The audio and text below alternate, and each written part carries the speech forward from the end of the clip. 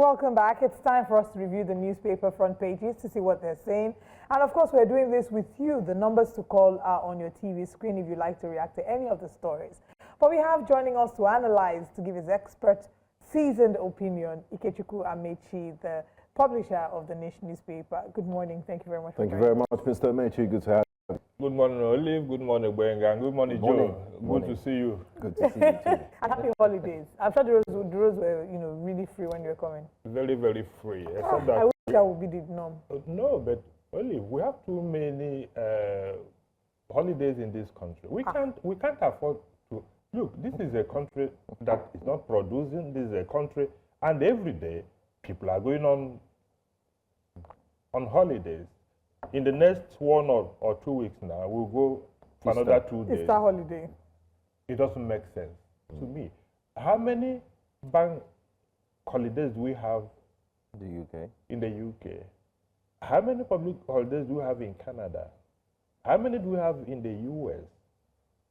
We are simply wasting our time. Mr. Amaechi, that's the only thing that's giving Nigerian workers. People would argue that, we need to slow down sometimes. Yes. Life is too... Especially because in a country like Nigeria where people are just trying to make ends meet, some days you just want to be able to sit down in your house and take a deep breath. Benga, continue slowing down. Why other countries are producing? Wow. At the end of the day, you will hope that Nigeria will be a productive economy. After a careful consideration, I support you. It's not only journalists that have been working on home. I see. And I was about to ask, are you sure it's not because of the journalistic view that Mr. Amaechi said, you know what, I think... Anyway. Let's start with the Punch newspapers. On the front page of the Punch newspaper this morning, Eid al-Fitr, we have low-key celebrations as Nigerians lament hardship. Traders lament low patronage. Citizens cut costs. PDP blames APC for economic woes. Later, Adebanjo made obese 2023 Lagos victory possible, Abure says. 32-year-old Nigerian declared missing by Canadian police. Communal clashes. Adeleke threatens to depose 3 monarchs. Natasha's recall, INEC may conduct referendum in 90 days. Lagos Kano lead as 117 million Nigerians get NIN. They did not have NIN before. Okay. Lynched travelers. Governor demands public parade. 14 suspects moved to Abuja.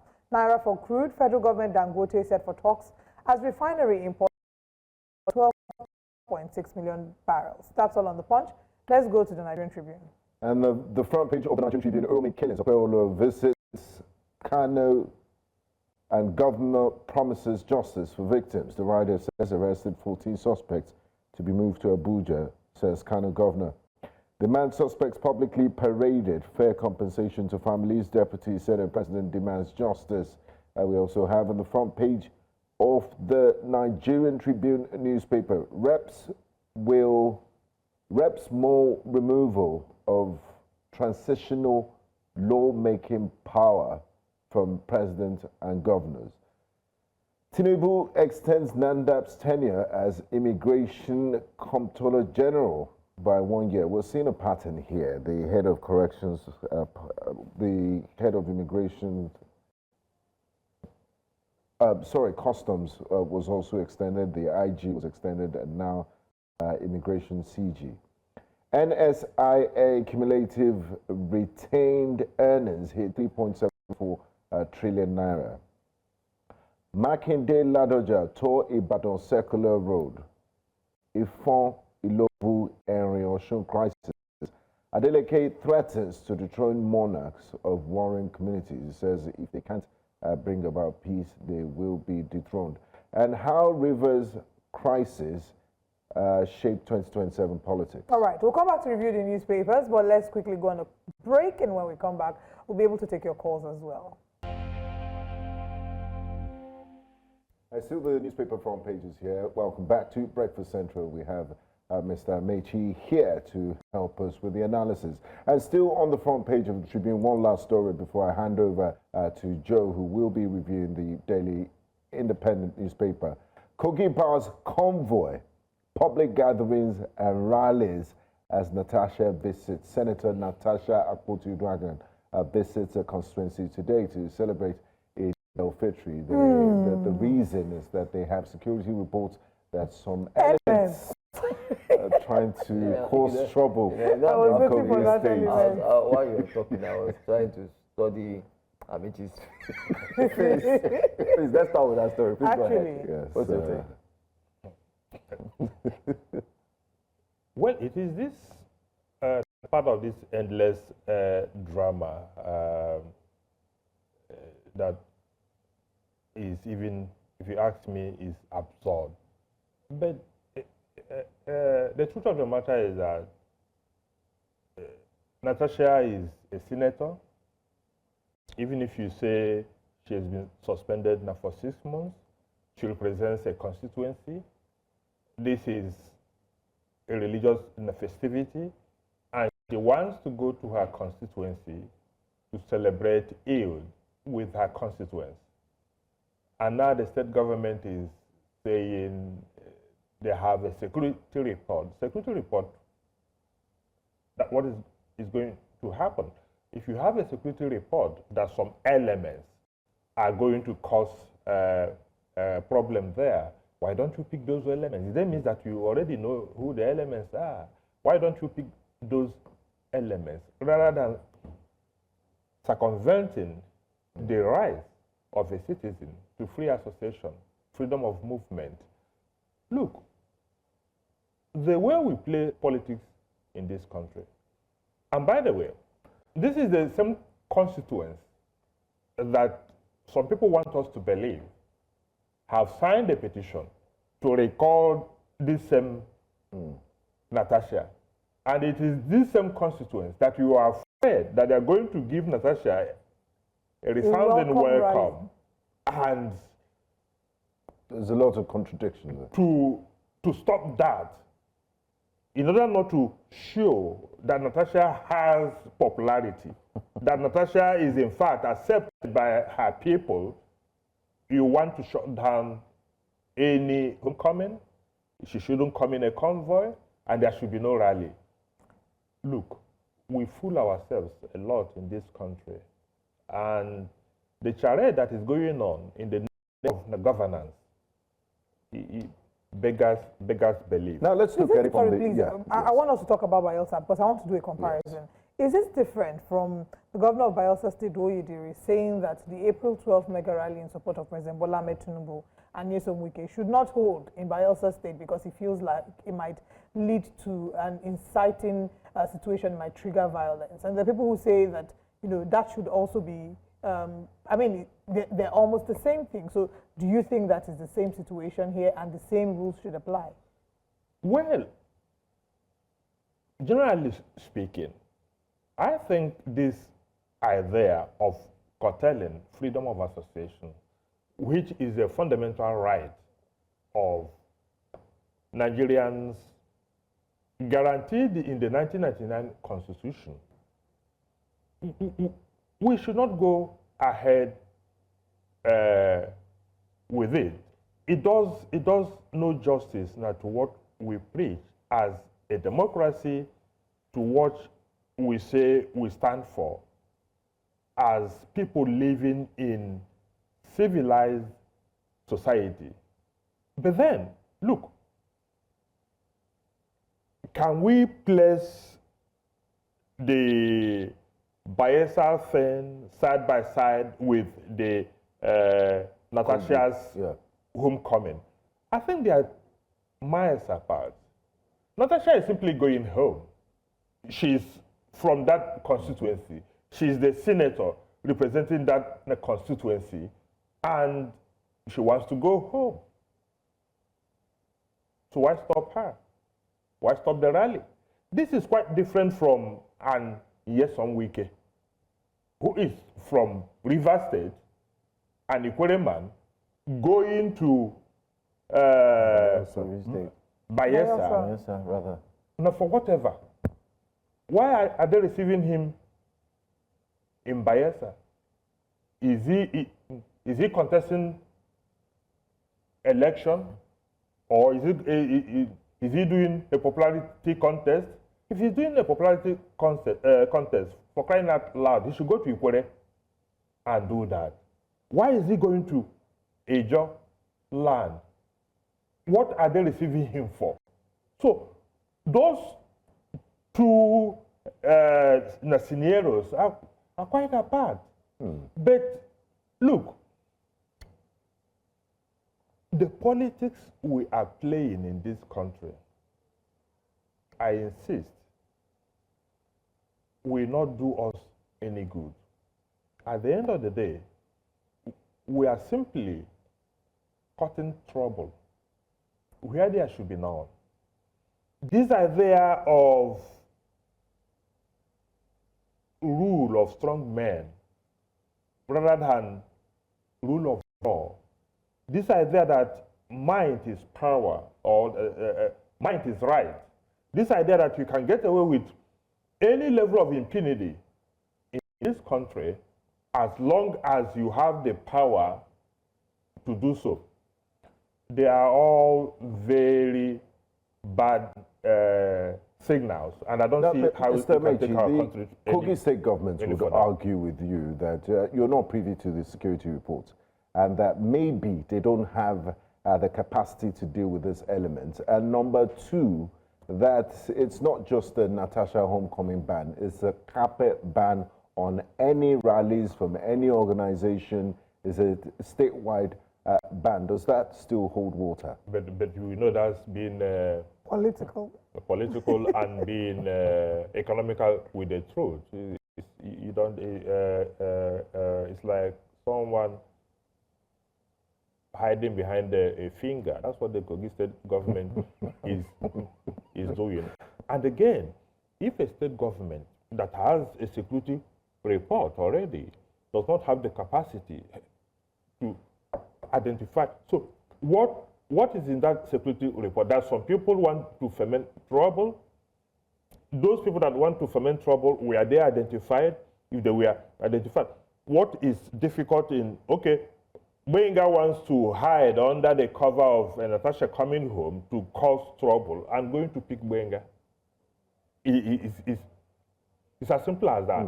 What they are demonstrating is also what I call the failure of the Nigerian state. It is. I mean, the Nigerian states had security reports that there might be violence in Rivers State. They didn't use as capacity the entire security architecture, but decided to declare a state of emergency. So we see this playing out in Kogi State too. Again, the state of emergency in Rivers State. Benga, but we've said this over and over and over again. The president has the right to declare a state of emergency as contained in Section 305, I think, of the Nigerian Constitution, 1999 Constitution as amended. There's no part of that Constitution that gives the president the powers to unilaterally sack the democratic structure in a state. Look, when we allow President Bola Tinubu to get away with what he has done in Rivers State,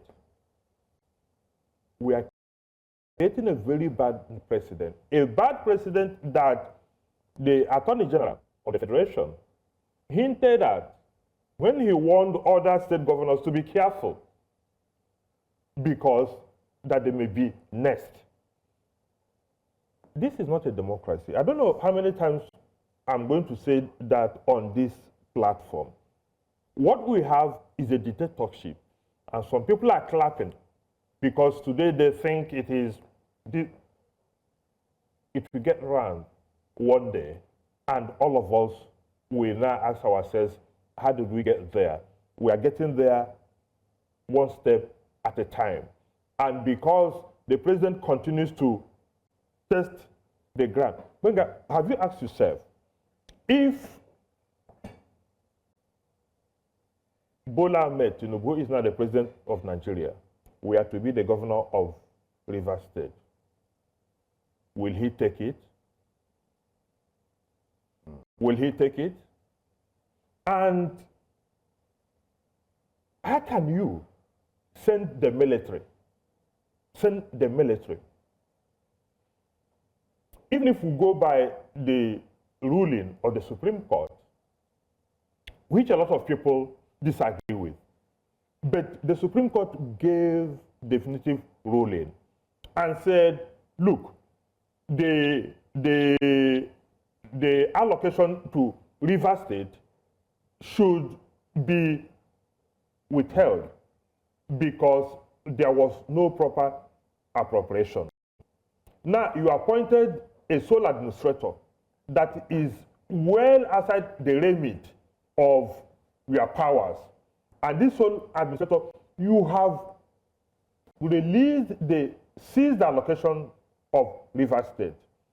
There's no House of Assembly in Rivers State. Who is going to appropriate that money? On behalf is the man going to present the budget. Spend that money. And again, you carried out a charade at Asorok in the name of swearing in a sole administrator. Who does that?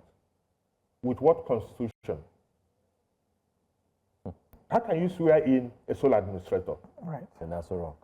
So, all these things are things we are here looking at the entire thing, and people are clapping that this is the way to go. So what are the guardrails? How do we safeguard our democracy and enjoy everyone and make sure everyone is on the straight and narrow path and following constitutional order? What the president is doing is to gradually and systematically dismantle the guardrails. In my column in the Vanguard last Thursday, that was the main focus as the president dismantles democracy guardrails. Every institution, as it were, has been captured by the executive. We no longer have a National Assembly. A National Assembly, the Constitution is very, very explicit on how to vote on the issue of emergency to third majority. How on earth, Benga, can you determine to third majority through voice vote? Does it make sense? There must be a head count to know who voted and who did not vote. We know what to third means in a chamber. That's the numbers. Yeah. That has 109 members. We know what to third of that number is. How can you determine that through voice vote? But this National Assembly, both the Senate and the House of Representatives, deemed it fit to go that route because they know that possibly if they go to vote and count people, they may not get the numbers that to ratify that. They went against the Constitution, which they swore on oath to uphold in order to back a president who ab initio has taken a decision that is patently illegal. And then we have a judiciary that you can't, in all sincerity, say they will give a judgment looking at what the law says, rather than interpreting the body language of the president. Mr. Amaechi, some have argued and said the National Assembly doesn't have to be antagonistic to the government, that we have a situation where everyone is working in tandem for the progress of the country. What do you say to people that posit that position and school of thought? You don't have to be antagonistic to the government, but don't forget that we have separation of powers, which is guaranteed. In a democracy, there are three arms of government. We have the executive, we have the legislature, we have the judiciary. Each of these arms of government have their distinct powers and functions and responsibilities. They should work collaboratively in order to have a government. But then they also act as checks and balances on each other so that the idea is to prevent a dictatorship. The idea is to prevent autocracy. So if the president is doing something that is patently wrong, it behoves the National Assembly to say, no, you are going the wrong way. That does not mean you are being antagonistic to the president. But you can't, because you swore on oath to protect the country, not to protect the president. You swore on oath to protect the Constitution of the Federal Republic of Nigeria. And that oath is that at every point in time, you must be in a position to defend that Constitution and to give the people the right to a decent living. Not, you didn't swear on oath that whatever the president brings, you must approve, whether it is right or wrong. So, we are in trouble in this country. And the way things are going, unless those in power advise themselves accordingly, they are pushing Nigeria to the edge.